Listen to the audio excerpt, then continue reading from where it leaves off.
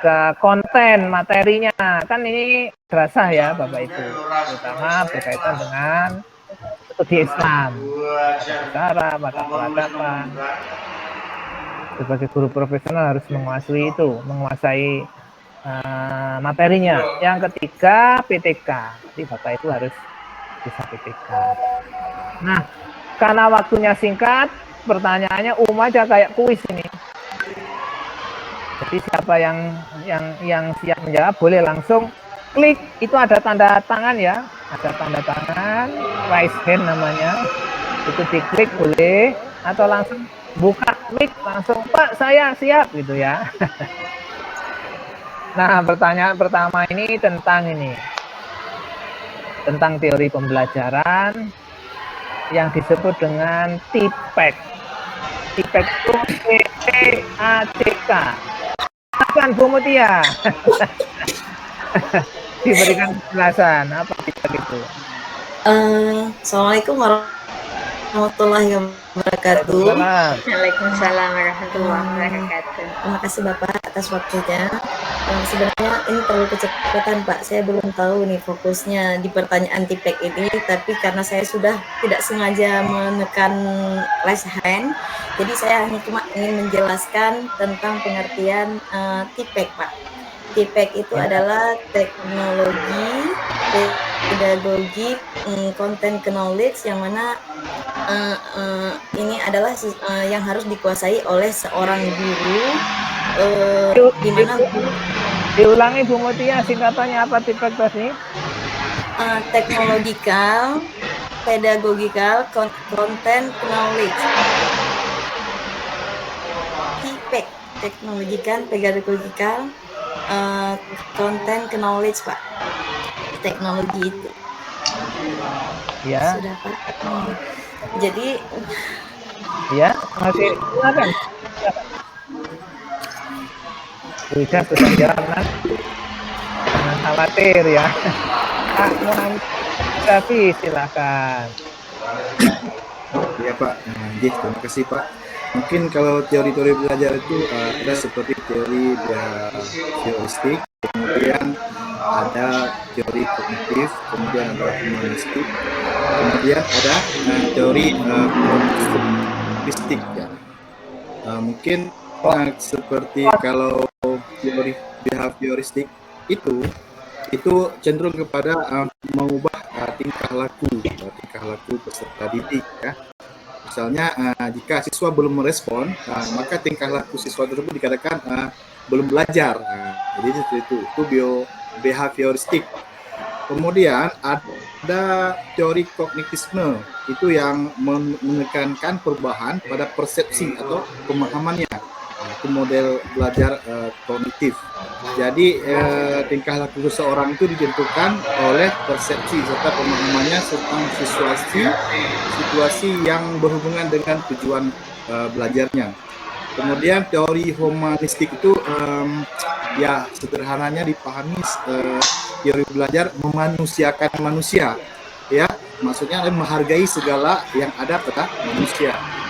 Teori ini lebih mementingkan isi yang dipelajari daripada proses belajarnya. Kemudian Pak ada teori tadi yang saya sebutkan konstruktivistik. Nah, ini mungkin agak cenderung pada filsafat ya, menekankan pengetahuan merupakan hasil konstruksi kita sendiri.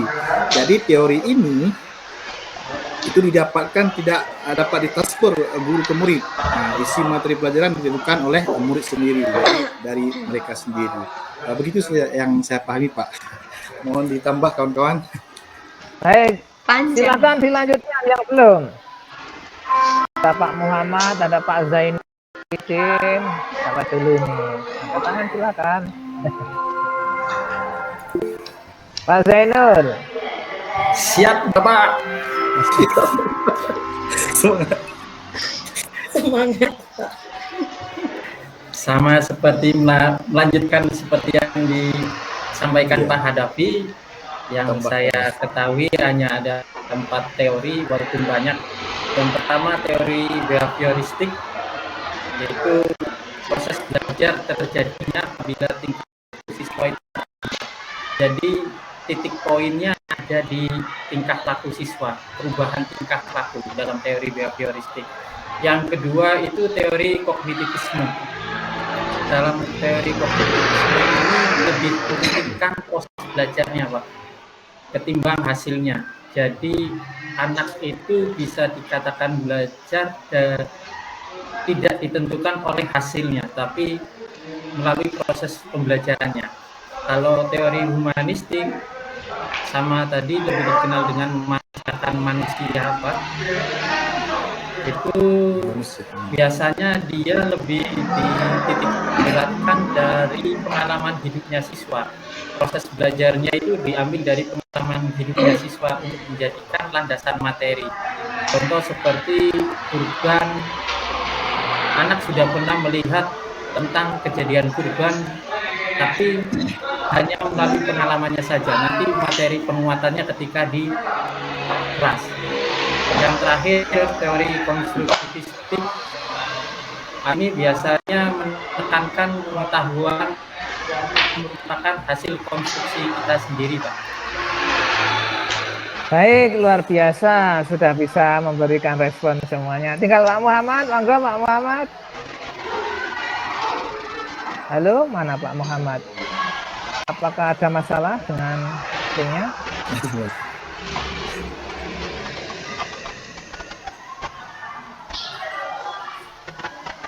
Halo Pak Muhammad?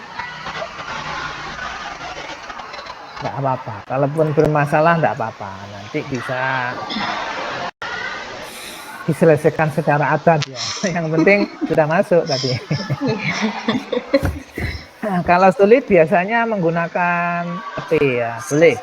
Halo, nanti kalau sudah sambung langsung Pak Muhammad memberi respon ya. Ini tambahan bonus ya, karena sudah pada menjawab, tapi tetap terkait dengan teori pembelajaran. Tadi ada 4 yang paling pokok. Semua ada filsafatnya, ada humanisme, humanistik itu ya, ada konstruktivistik, ada behavioristik, ada kognitivistik. Kalau jadi aliran atau masa akhirnya humanisme.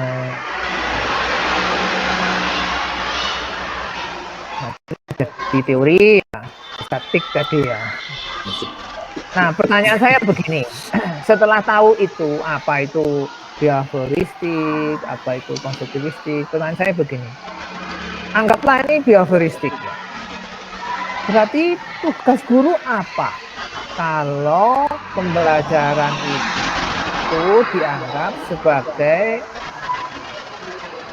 aksi reaksi ya? Aksi reaksi itu kalau ada tindakan direspon oleh pihak lain. Dalam hal ini kalau guru memberikan aksi akan direaksi oleh siswanya. Tanpa begitu pembelajaran nggak bisa berlangsung dengan baik. Tugas guru itu apa seharusnya kalau menggunakan teori behavioristik?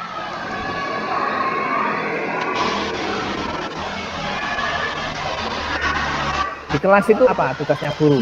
Ini kok Ibu Hunaina, ya silakan. Iya. Aslinya Ini kepencet mengajukan- itu, Pak. Aslinya kepencet, Pak. Ya, jawab. Muhammad. Ya, Jadi silakan. gurunya memberi instruksi Pak kepada disuruh oleh gurunya menghafal perkalian dan maju keesokan harinya. Tapi ketika anak tersebut belum menghafal dan disuruh berdiri di depan kelas oleh gurunya, ya, jadi ini belum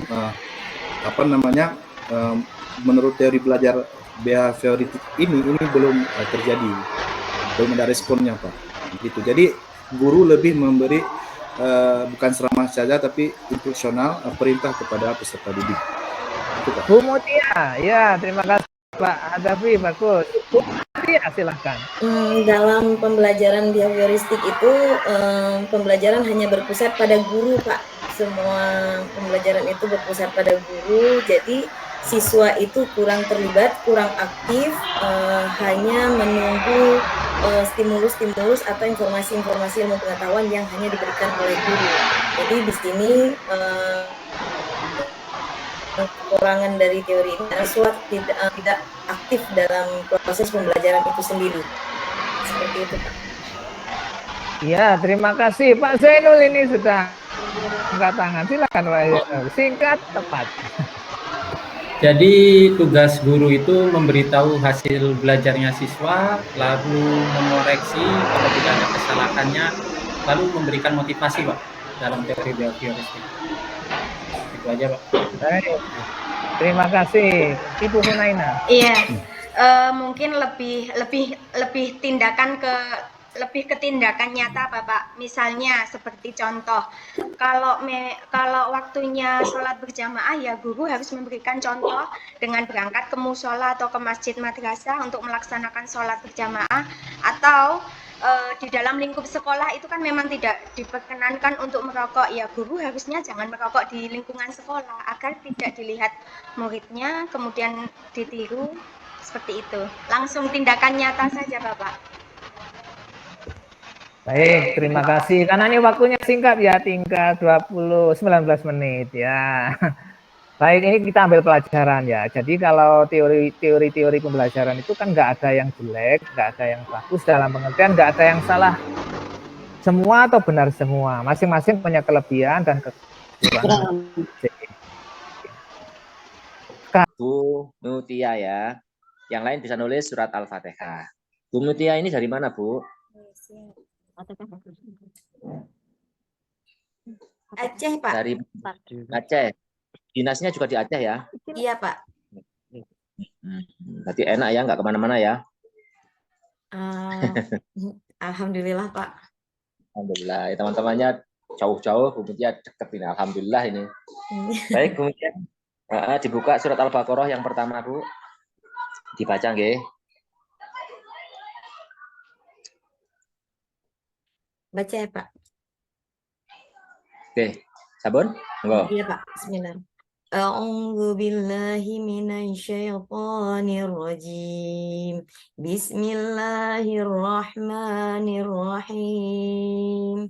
Alif lam mim. Dzalikal kitabu la raiba fihi hudan lil muttaqin. الذين يؤمنون بالغيب ويقيمون الصلاة ومما رزقناهم ينفقون والذين يؤمنون بما أنزل إليك وما أنزل من قبلك وبالآخرة هم يوقنون أولئك على هدى rabbihim wa ulaika humul muflihun. Mohon sadaqallahul azim. Sadaqallahul azim. Cuma sedikit yang tajwidnya aja ya. Yang tajwidnya saya tanya berhubungan dengan bacaan nun mati dan sukun dan tasdid. Oke. Kan alif lam sudah. Dalikal kita bulan hudal lil muttaqin. Hudal lil muttaqin itu ada tanwin ketemu apa, Bu? Ada tanwin berjumpa dengan huruf lam, Pak. Ya, dibaca. Bacanya apa? Idgham bila gunnah. Idgham bila gunnah. Oke. Yunfikun ada nun mati. Nun mati berjumpa dengan huruf fa. Oke, bacaan. Nun mati berjumpa dengan huruf fa yaitu ikfa. Ikfa. Bima unzila. Nun mati berjumpa dengan huruf za sama, Pak. Ikfa, Pak. Oke. Ulaika ala hudamir. Hudamir. Tanwin bertemu. Tanwin berjumpa dengan huruf mim itu idgham bi gunnah. Idgham bi gunnah. Mir rabbihim. Nun mati berjumpa dengan huruf ra itu idgham bila gunnah. Idgham bila gunnah. Nggih, sampun Bu Mutia ngoten mawon. Terima kasih banyak, Cekat ya, Pak. Bu. Alhamdulillah. Ya, alhamdulillah. Lanjut kepada Bapak Muhammad Hadafi ya. Bu